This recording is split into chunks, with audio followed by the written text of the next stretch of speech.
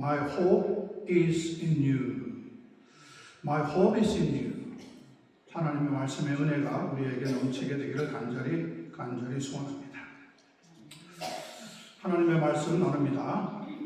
말씀의 제목을 따라합니다. 나의 소망은 주께 있나이다. That's the title of my sermon today. My hope is in the Lord. 내일부터 대강절이 시작이 됩니다. 오늘 주일부터 시작하여 4번 주일을 보내고 나면 성탄절을 맞이하게 되는 겁니다. 대강절이라고 하는 것은 예수께서 메시아로 이 세상에 오심을 축하하는 절기로서 때론 대림절이라고도 부르는데 영어로는 어드벤트라고 합니다. 그 뜻에는 오심 혹은 도착이라고 하는 의미가 들어있습니다. 대강절의 3가지 의미를 잠시 살펴보고 말씀으로 들어갑니다. 첫 번째, 하나님의 아들이신 예수께서 육신을 입으시고 이 땅에 사람으로 오신 것은 나를 사랑하셔서 그렇게 되었다는 겁니다. 두 번째, 이렇게 하나님의 아들이 사람이 되신 성육신 사건은 나아가서 나를 죄에서 구원하시기 위함인 것을 깨닫고 그 예수 그리스도를 나의 구주와 나의 주님으로 나의 마음에 섬겨야 한다는 것입니다.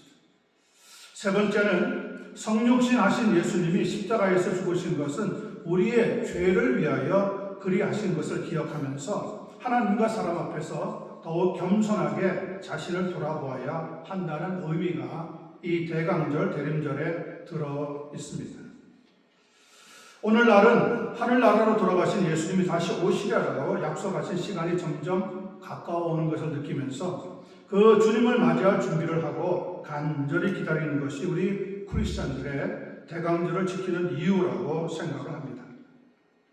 성경의 마지막 책인 요한계시록 22장 20절을 보면 아멘 주였어요 오시옵소서라고 하는 기록이 있습니다.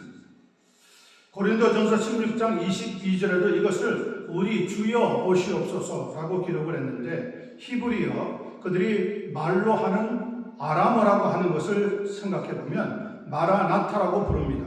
그 의미는 우리 주님은 반드시 오신다고 하는 뜻을 가지고 있습니다. 여러분, 주님이 다시 오신다는 것이 바로 우리의 소망입니다. 혹시 우리들 가운데 여러 가지 문제들로 걱정하거나 근심하는 분들이 있다면 마라나타라고 크게 외치고 하나님께 기도해 보시기 바랍니다.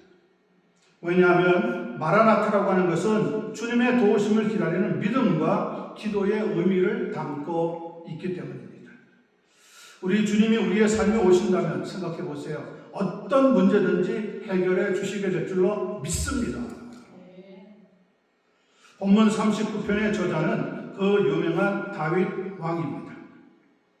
다윗은 이 시편을 통해서 자기 자신의 인생과 내면의 고통을 솔직히 기록하고 우리 사람의 유한성과 삶의 허물을 깊이 성찰하고 있습니다.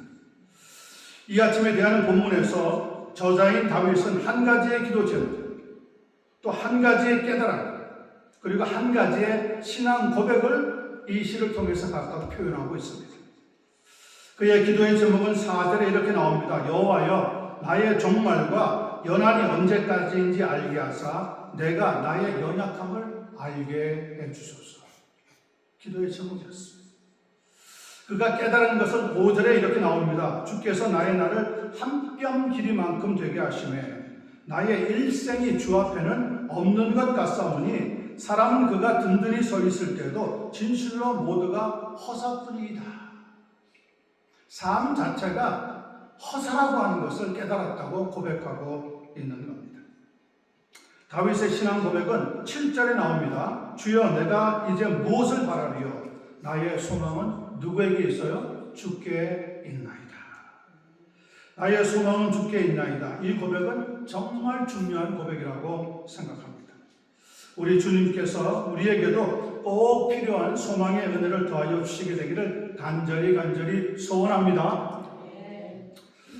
3절과 4절 말씀을 봅니다. 한 가지 기도 제목에 대한 말씀입니다. 3절, 4절입니다.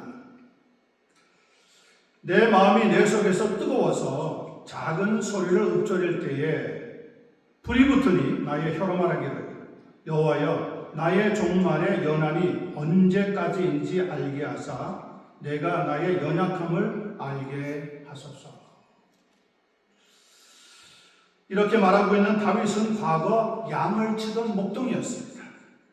그러다가 우연찮게 블레셋 군대와 싸우던 형들을 찾아갔다가 거기서 육척 장신의 골리앗 장군과 싸워 이김으로 뜻하지 않게 사울 왕의 사위가 되어집니다.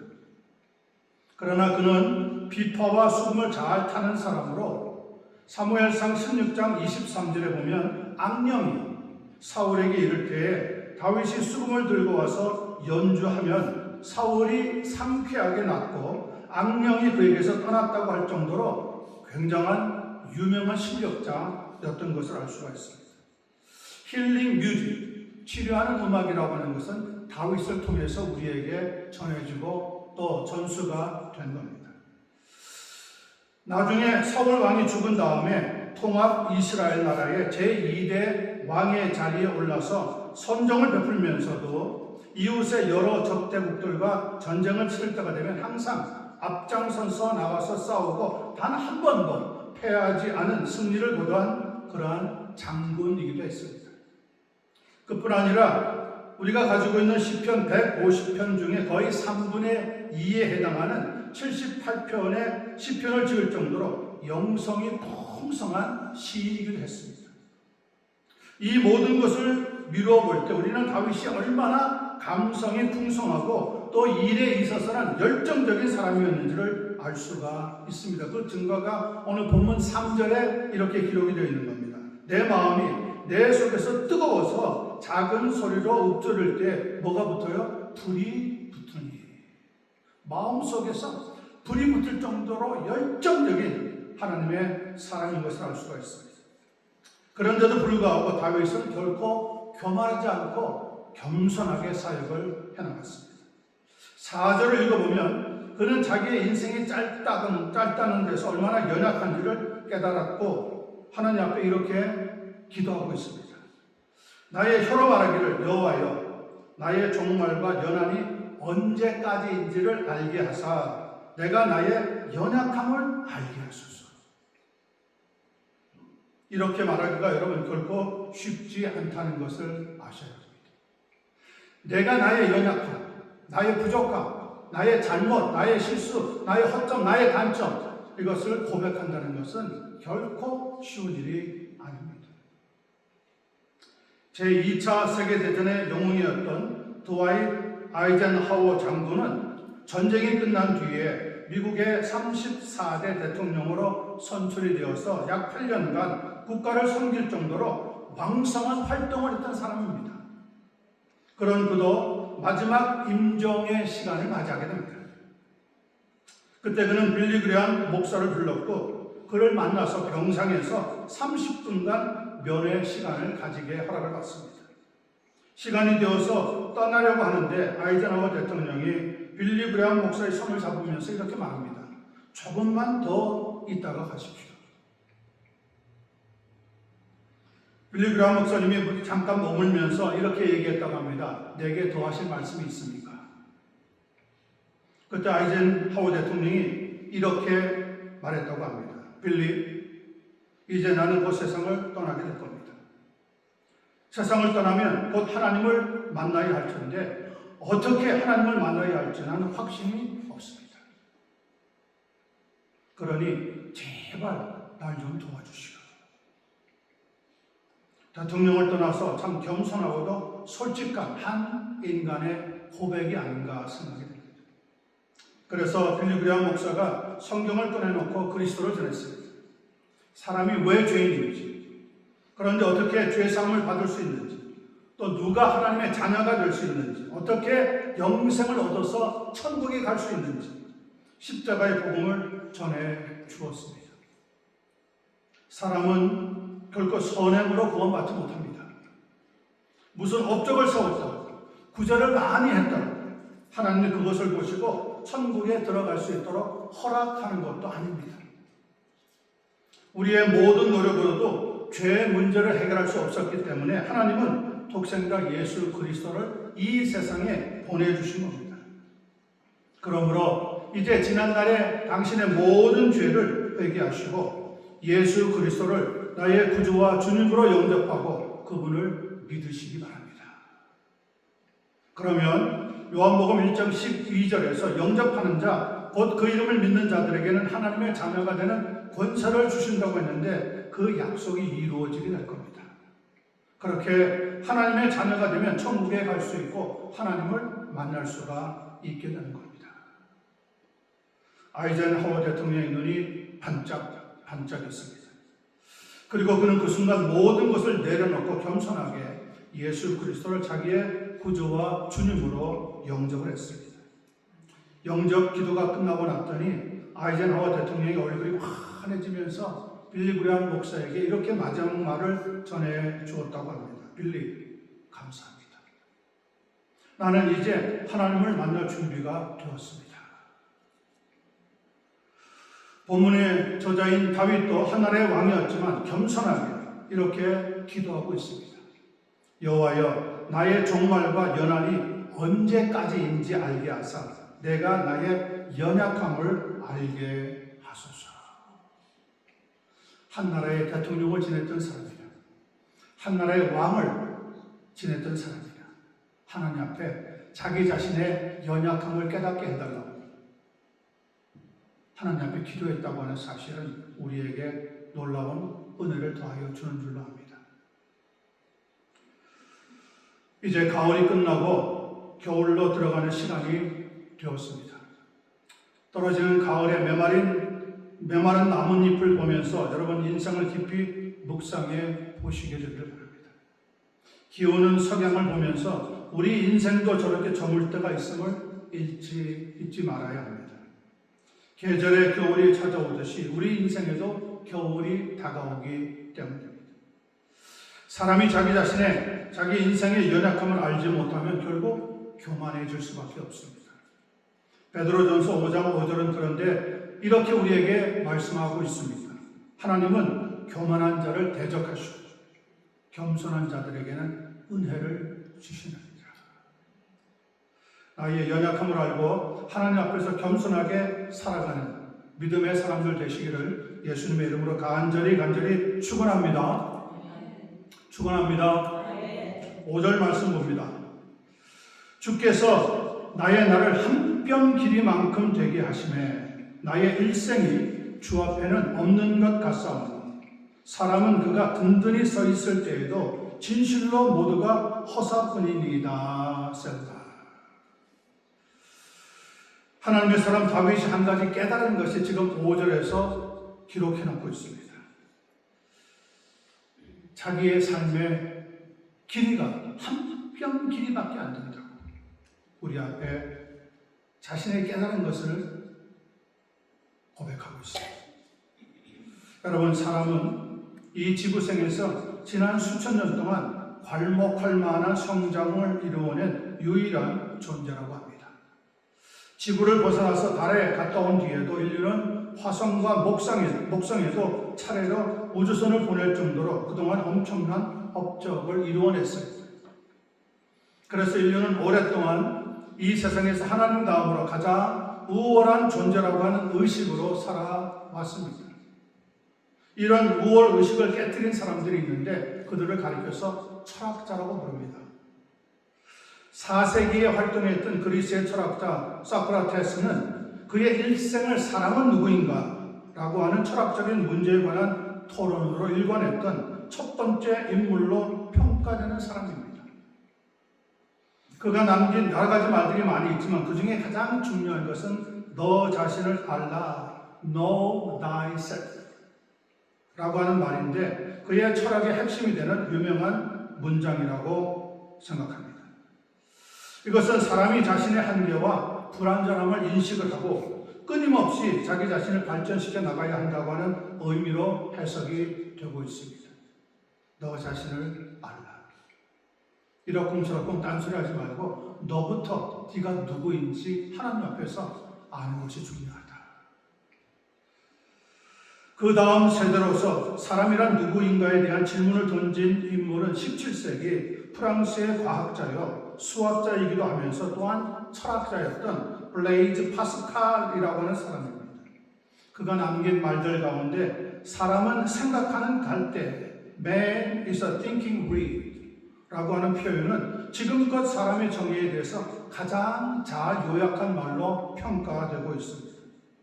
사람은 바람에 쉽게 흔들리는 갈대처럼 연약한 존재이지만 동시에 생각하는 능력이 있기 때문에 이 세상에서 가장 우월하다고 하는 의미로 해석이 되고 있습니다.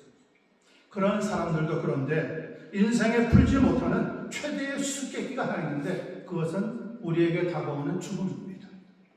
사람이 왜 죽느냐? 죽으면 어디로 가느냐? 철학자도 과학자도 수학자도 물리학자도 그 유명한 사람도 이 사실 하나만큼은 밝혀내지 못하고 있습니다. 그것은 옛날이나 지금이나 마찬가지입니다. 지금껏 죽음을 이긴 사람은 한 사람도 없습니다. 그렇지만 성경을 찾아보면 사랑에 대한 정의가 곳곳에 그 기록이 이렇게 남아 있습니다. 창세기 3장 19절입니다. 성경은 이렇게 말합니다. 사람을 향하여서 너는 흙이니 흙으로 돌아갈 것입니다. 사람을 가리켜서 뭐라고 합니까? 너는 흙이다. 다른 말로 하자면 너는 먼지다. 그런 표현을 하고 있습니다. 두 번째 시편 102편 6절 7절을 보면 사람에 대해서 이렇게 말합니다. 나는 광야에 올빼미 같고 황폐한 곳에 부엉이 같이 되었사오며 내가 밤을 새우나 지붕 위에 외로운 참새 같으니이다. 사람을 가리켜서 올빼미, 부엉이, 참새와 같다고 표현하고 있습니다. 세 번째, 이사야서 40장 6절에서 7절 말씀입니다.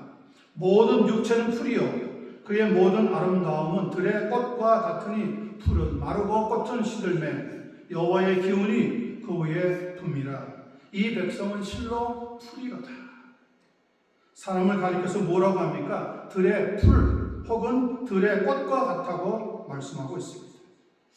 결정적인 것은 신약성경에 있는 야고보서 4장 14절에 나오는 말씀입니다. 잘 들어보시기 바랍니다. 너희 생명이 무엇이냐? 너희는 잠깐 보이다가 없어지는 안개니라. 사람을 가리켜서 잠깐 보이다가 없어지는 안개라고 알려주고 있습니다. 얼핏 보면은 사람의 인생이 긴 것 같지만 성경은 우리가 아주 짧은 삶을 살아가고 있다고 알려주고 있다는 겁니다. 모세라고 하는 사람도 인생의 짧고 덧없음을 깨달은 사람 중에 한 사람입니다. 그가 시편 90편 10절에서 이렇게 밝히고 있습니다. 우리의 연수가 70이요 강건하면 80이라도 그 연수의 자랑은 수고와 슬픔뿐이요 신속히 가니 우리가 날아가나이다. 왜? 우리가 안개 같고 우리가 먼지 같으니까 날아간다는 거예요. 날아가고 다시는 보이지 않는다는 겁니다. 이 시편은 하나님의 사람 모세가 지은 것인데 그는 그런데 120세를 살다가 죽었습니다. 그가 죽을 때에도 그의 눈이 흐리지 아니하였고 기력도 쇠하지 아니했을 정도로 건강했다고 합니다. 그런데도 그 연수의 자랑은 수고와 슬픔뿐이요 신속히 가니 우리가 날아간다고 그 깨달은 것을 우리에게 밝혀주고 있습니다. 그렇게 깨달았던 하나님의 사람 모세가 우리에게 하나님께 드린 기도를 이렇게 우리에게 보여주고 있습니다. 90편 12절입니다. 하나님 우리에게 우리 날 계수함을 가르치사 어떤 마음을 얻게 해달라고요? 지혜로운 마음을 얻게 하옵소서. 성도는 무엇보다 지혜로운 마음을 가져야 합니다. 어리석은 생각을 하고 살면 결국 우매대로 살다가 인생을 실패할 수밖에 없습니다. 이 지혜로운 마음은 그런데 예수 그리스도를 믿을 때에만 얻을 수 있는 마음이라는 것을 아시기 바랍니다. 빌립보서 2장 5절입니다. 너희 안에 이 마음을 가지라. 곧 그리스도 예수의 마음이라.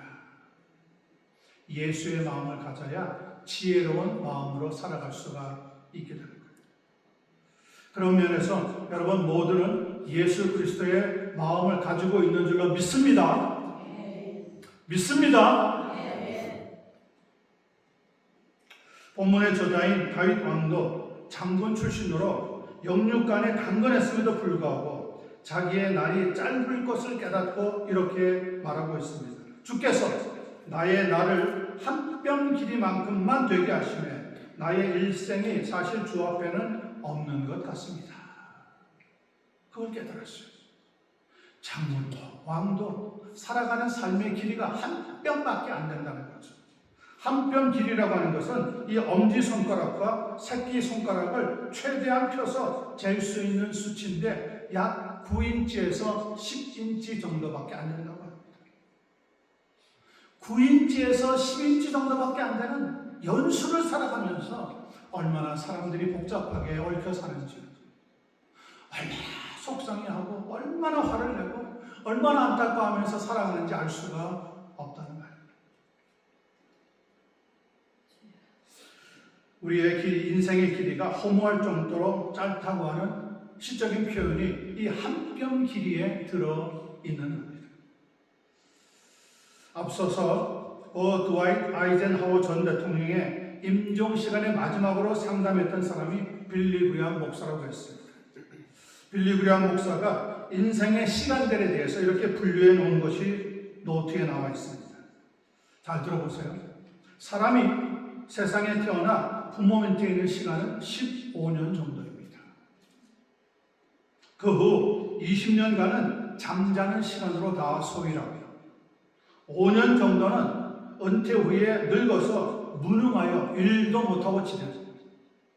15년 동안은 먹고 쉬고 즐기다가 겨우 15년만 사람 구실을 하면서 살아가는 존재입니다. 요즘은 사람들이 TV에 빠져서 또는 셀폰 게임기에 빠져서 7년, 10년의 시간을 더 빼앗기고 있습니다. 결국 사람이 사람답게 사는 시간은 5년에서 8년, 길어야 10년이 안 된다고 분류하고 있습니다. 에베소서 5장 15절과 18절은 이렇게 덧없이 짧은 우리의 인생을 가치 있게 사는 법에 대해서 귀한 교훈을 주고 있습니다. 그런즉 너희가 어떻게 행할지를 자세히 주의하여 지혜 없는 자같이 하지 말고 오직 지혜 있는 자같이 하여 첫째, 세월을 아끼라. 둘째, 때가 악하니라. 셋째, 그러므로 어리석은 자가 되지 말고 오직 주의 뜻이 무엇인지 이해하라. 술 취하지 말라. 네 번째, 이는 방탕한 것이니. 다섯 번째, 성령의 충만함을 받으라. 정말 얼마나 멋있는 권면의 말씀인지 알 수가 없습니다. 인생의 무상함을 깨달을 때 사람들은 두 가지 중에 하나를 선택해서 인생의 나머지를 살아간다고 합니다. 그 첫 번째는 더 늙기 전에 먹고 마시고 즐기고 여행이나 원 없이 하다가 인생을 마치자. 두 번째는 더 늙기 전에 겸손하게 하나님 앞으로 돌아가 성령으로 충만함을 받아서 지혜롭게 살아가자. 여러분이 원하는 삶의 방향은 어디입니까? 저는 1번이 아니라 2번. 더 늦기 전에 겸손하게 하나님 앞으로 돌아와서 성령으로 충만함을 받아서 지혜롭게 살아가는 한 분 한 분이 되었으면 좋겠습니다. 금년도 벌써 11개월이 지나가고 말았습니다. 이제 한 달만 있으면 한 달. 2025년도 지나가게 됩니다. 엊그제 같았는데 시간이 그렇게 빨리 어느새 흘러가 버리고 말았다고 하는 말입니다. 저의 인생도 여러분의 인생도 겨우 한 뼘밖에 안 됨을 깨닫고 우리에게 주어져 있는 시간을 아끼고 하나님 말씀에 따라 지혜롭게 살아갈 수 있는 한 분 한 분 되시기를 예수님의 이름으로 간절히 축원합니다. 마지막 6절과 7절입니다. 한 가지 신앙 고백에 대해서 우리에게 이렇게 알려주고 있습니다. 이것이 다윗 왕의 개인적인 신앙 고백입니다. 진실로 각 사람은 그림자같이 다니고 헛된 일로 소란하며 재물을 쌓으나 누가 거둘는지 알지 못하나이다. 7절입니다. 주여, 이제 내가 무엇을 바라리요? 나의 소망은 누구에게 있어요? 주께 있나이다. 이것은 다윗의 개인적인 신앙 고백입니다. 다윗이 사람들을 보니까 각 사람이 그림자와 같이 다니더라고 했어요. 그러나 그림자는 사람의 실상이 아니라 허상이라는 것을 알아야 합니다. 어디에 가든지 이 그림자는 나를 따라다닙니다. 이 그림자가 없어질 때가 언제인 줄 아세요? 내가 죽어서 무덤에 들어가면 더 이상 그림자는 없습니다. 살아있는 동안 그림자는 나를 따라다닙니다. 그러나 그 그림자는 나를 닮았지만 나의 실상은 아닙니다. 여러분의 인생은 허상을 살지 마시고 실상을 가지고 정말 가치 있게 살아가는 인생이 되시기를 바랍니다. 사람은 헛된 일로 소란하면서 또 재물을 쌓고 있더라도 다윗이 사람들을 보니까 그렇더라고 우리에게 고백하고 있습니다. 누가복음 12장 16절 이하를 읽어보면 예수님이 소개하고 있는 어리석은 부자라고 하는 것이 그런 사람이었습니다. 그는 어느 날 자기 밭에서 소출이 풍성하게 많아지자 그의 심중에 이렇게 생각을 합니다. 내가 곡식 쌓아둘 곳이 없으니 어찌할까? 내가 이렇게 하리라. 내 곡간을 헐고 더 크게 짓고 내 모든 곡식과 물건을 거기에 쌓아두리라. 또 내가 내 영혼에게 이르되 영혼아 여러 해 쓸 물건을 많이 쌓아두니 평안히 쉬고 먹고 마시고 즐거워하자 하리라. 왜 사람들이 노후 대책을 하면서 열심히 저축하고 열심히 돈 모으고 열심히 은행에 가고 하는 일을 하잖아요. 그리고 어느 정도 모이면 그래도 이만큼 있는데 하고 안심하는 경우가 많습니다. 거기에 이자가 늘어나고 좀 돈이 좀 더 부쩍 많아지면 괜히 입이 쭉 찢어지고요. 그냥 사람 만나면 슬슬 잔뜩 그렇게 자꾸 웃게 되고요. 왜? 난 쌓은 게 있다는 거지. 다윗이 사람들을 보니까 그들의 마지막에 그렇게 살더라는 거예요. 돈 모으는 재미로 무언가 쌓여가는 재미로 살아가더라고요. 그래가지고 그 모인 것 가지고 자기를 즐겁게 하는 인생을 살아가는 것이 전부라고 보이더라고요. 그런데 문제가 뭡니까? 하나님께서 어리석은 부자에게 이렇게 말씀하는 거예요. 잘 들어보세요. 어리석은 자여, 오늘 밤에 네 영혼을 도로 찾으리니 그러면 네가 준비한 것이 누구의 것이 되겠느냐? 하나님이 여러분의 영혼을 여러분에게서 데려가 버리면 죽음밖에 남지 않는데 그때 우리가 쌓아두고 모아둔 게 다 누구께 되겠느냐? 어디에 쓰겠느냐? 이게 정말 성령의 교훈 중의 교훈인 거죠. 결정적인 교훈입니다. 사람은 죽을 때까지요 무언가 모아서 붙잡은 이 주먹진 손을 놓지 않습니다. 언제 주먹진 손이 펴지는 줄 아세요? 세상을 떠날 때 죽으면 손이 펴집니다. 그때야 욕심이라는 것을 깨닫기 때문에 그런 거죠. 성경은 미리 우리에게 말씀하고 있습니다. 이 땅에 여러분과 제가 재물을 쌓을 수는 있지만 그런데 하나님께 대하여 부여하지 못하면 그렇게 쌓은 재물 우리에게 결코 유익하지 않다는 것을 성경이 교훈하고 있다는 겁니다. 여러분 이해가 되시는지 모르겠습니다. 재물을 모으고 쌓아서 자기들만 부여하지 마시고 하나님께 대해서도 부여한 성도가 되시기를 예수님의 이름으로 간절히 축원합니다. 오래전입니다. 선교지인 케냐에서 80년대, 90년대 저희가 섬기고 있던 이만희 교회라고 하는 데서 일어났던 일입니다. 교회가 성장하니까 여성교회, 남성교회가 조직이 되었습니다. 하루는 여성교회 회장이었던 그레이스 무한기라고 하는 성도가 찾아왔습니다. 자기 남편이 잠을 자다가 자기 이름을 부르는 똑같은 꿈을 3번이나 꾸고는 지금 사색이 되어서 두려워하고 있으니까 신방을 좀 와달라는 거예요. 가보니까 집에 두꺼운 커튼을 치고 방 안을 어두컴컴하게 해놓고는 벌벌 떨고 있었습니다. 그렇지 않아도 시커먼 얼굴이 사색이 되었는데다가 방 안까지 컴컴하게 두니까 도무지 답답해서 안 되겠더라고요. 그래서 커튼을 싹 걷어내고 난 뒤에 그와 함께 마주 앉았습니다. 그동안의 교회를 핍박하고 나를 원망하던 사람이 그 시간에 그렇게 불쌍해 보일 수가 없었습니다. 자기를 꿈에서 부르는데 얼마나 무서운지 모르겠다고 하면서 자기를 부르는 그분이 누구냐고 제게 물어보는 거예요. 이야기를 다 들은 다음에 사무엘상 3장을 펴서 읽고 나서 성경에도 당신과 똑같은 이름을 가진 사무엘이라고 하는 사람이 있었어요. 그가 잠자리에서 3번이나 당신처럼 사무엘아 사무엘아 하는 음성을 들었는데 그를 부르신 분이 바로 하나님이십니다. 그를 부르신 이유는 그를 하나님의 나라의 일꾼으로 쓰시려고 그렇게 하신 겁니다. 하나님이 이제 시간이 되어서 당신 이름 사무엘도 부르고 있는 이유는 당신 보고 하나님 앞에 나오라고 하는 소리입니다. 그러니 그가 깜짝 놀라는 거예요. 성경에 자기와 같은 사람이 있고 3번이나 하나님이 똑같이 자기를 부르듯이 불렀다고 하는 성경의 말씀에 대해서 충격을 얻은 거예요. 그래서 제가 즉석에서 십자가의 복음을 그에게 전하고 예수님을 당신의 구주와 그리스도라고 믿으라고 권유를 하니까 정말 마음문을 활짝 열고 예수님을 영접했어요. 이 정도 되면 막 박수치고 그래줘야 되는 거 아니에요?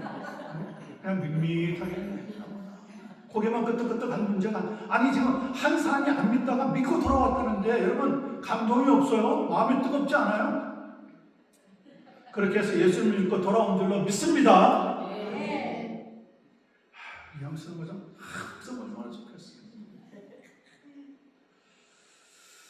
그렇게 영접하는 순간 자기 아내와 아이들이 그 장면을 보면서 펑펑 울더라고요. 그리고는 그 주일부터 교회에 나와서 얼마나 지극정성으로 하나님을 섬기는지 온 동네에 소문이 쫙 하고 나게 되었어요. 그가 하는 고백입니다. 저는 과거에 예수님을 철저하게 부인하던 사람입니다. 박성 교사님 이야기만 들으면 화가 나서 견딜 수가 없었습니다. 그가 이 동네에서 쫓겨나기를 얼마나 바라고 원했는지 모릅니다. 그러나 이제 나는 달라졌습니다. 예수님을 위해 살고 예수님을 위해 죽고 싶습니다.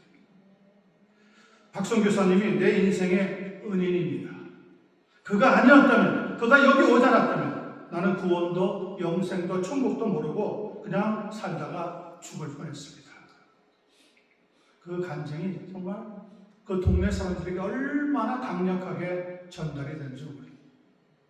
그리고는 4년, 5년 교회에서 훈련과 양육을 부지런히 잘 받고 교회 지도자로 성장을 해서는 나중에 장로가 되었습니다. 누가 시키지도 않았는데 어느 날 내게 와서 이렇게 부탁을 하고 말하는 겁니다. 박 목사님, 이제부터 제가 한 주일은 섬기고 있는 이 이만희 교회에서 주일 예배를 보내고 한 주일은 고향에 올라가서 친척과 친구 그리고 동네 사람들에게 복음을 전하고 돌아오려고 하니까 허락해 주십시오. 그 사람이 말하는 형편을 보니까 그 고집을 결코 꺾을 것 같지 않더라고요. 그래서 당회를 열어가지고 그렇게 하라고 허락을 해주게 되었습니다. 그렇게 복음에 불이 붙어가지고 2년 정도 열심히 고향에 다니면서 전도하다가 집으로 돌아오던 어느 날 그만 버스가 전복되어서 낭떠러지에 굴러떨어져가지고 세상을 떠나고 말았습니다. 그의 나이가 아직 40대 중반을 채 넘기기 전에 그런 사고가 났습니다. 상당히 젊은 나이에 세상을 떠난 거죠.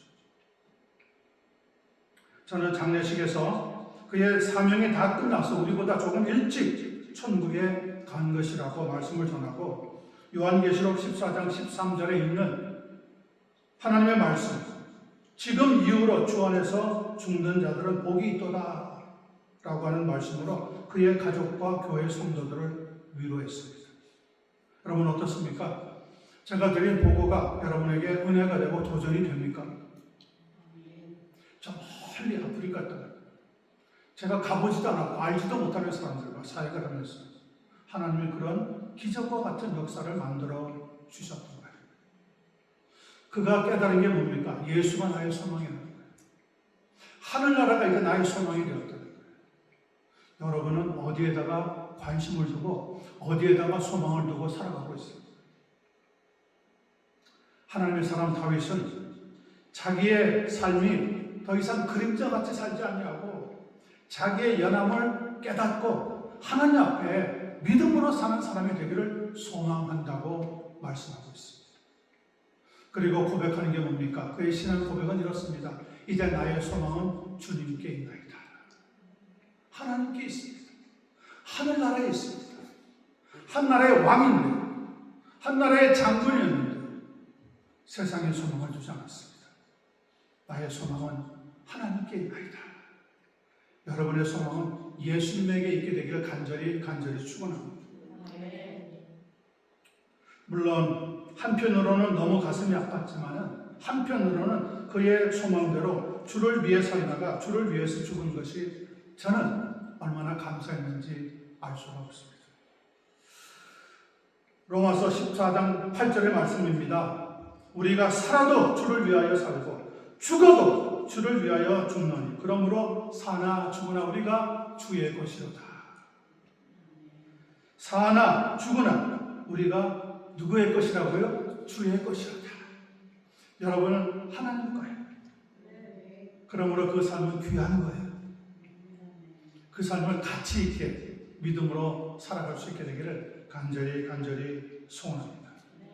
우리의 짧은 인생 더 이상 세상에 속지 마시고 물질에도 속지 마시고 마귀에게도 속지 마시기 바랍니다.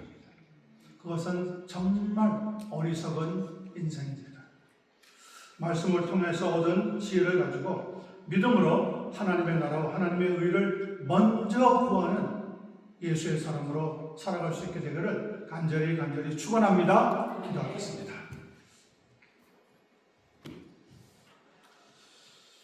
Heavenly Father, thank you for granting us the grace to hear your word.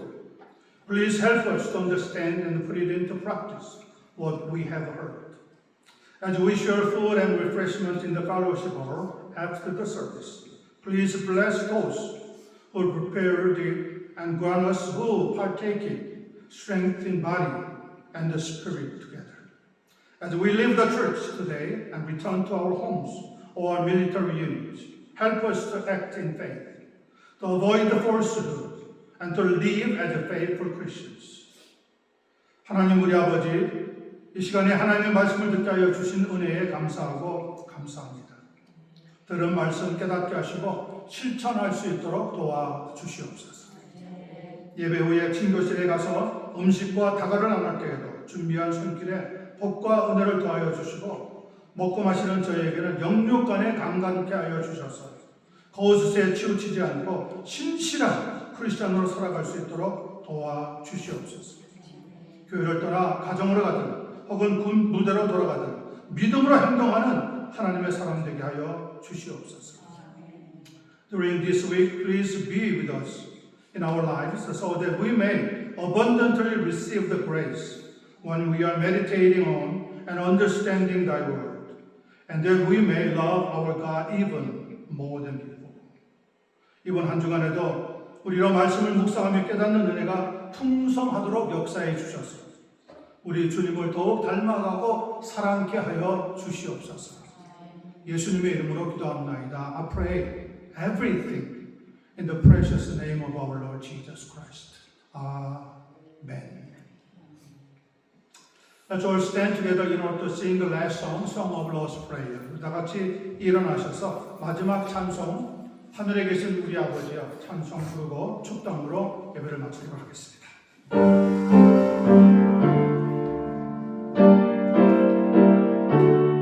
하늘에 계신 아버지, Our Father which art in heaven, 같이 찬송합니다. 하늘에 계신 아버지, 이름